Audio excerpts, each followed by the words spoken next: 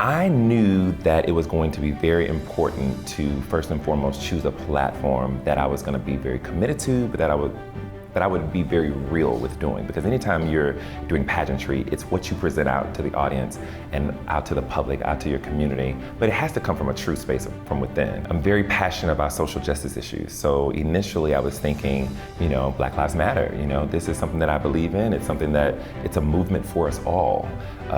But I felt like, unfortunately, the political climate of our nation doesn't necessarily shoot beyond the surface level on things, and they would miss my greater message if I just pigeonholed one movement. So I started to think about all these different things, and I thought, the central force of it all is love. And so once I latched on to the fact that it was going to be Love Matters, and it was going to be a three-pillared platform of love for self, love for others, a love for something greater, and I could really make it tangible, because I realized that love was something that it wasn't just an action, it was a being. It was something that we can choose to exude every day.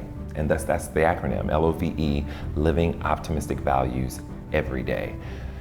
Now, how do you do that? How do you live optimistic values every day? That was where the real work started for me. I had to really question myself. And I felt like it really needs to start on the inside, because a lot of people don't realize how much we lack self-love and self-care.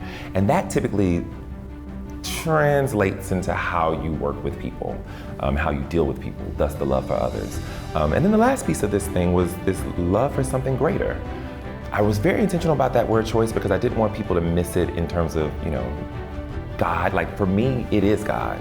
But I know for a lot of people, they may define their relationship with that greater thing in a lot of different ways. So I didn't want people to miss it or to feel like they weren't included.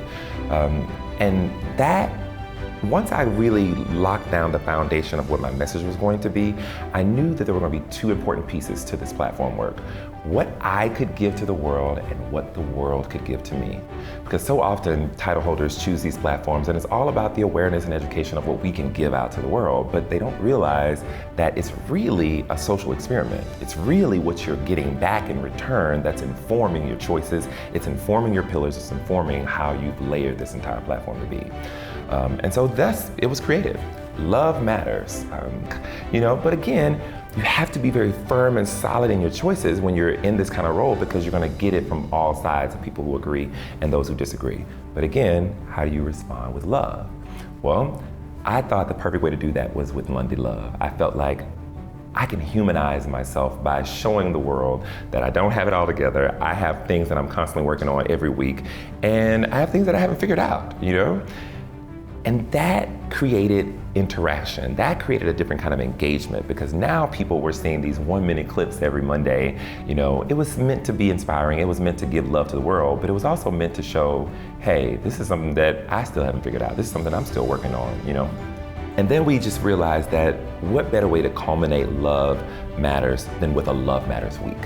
I was so excited to do this National Love Matters Week, because it was going to be my first opportunity to, one, establish it as a movement, and to establish it as something that I wanted everyone in our nation to realize that, one, we all can do little things every day, that living optimistic values every day.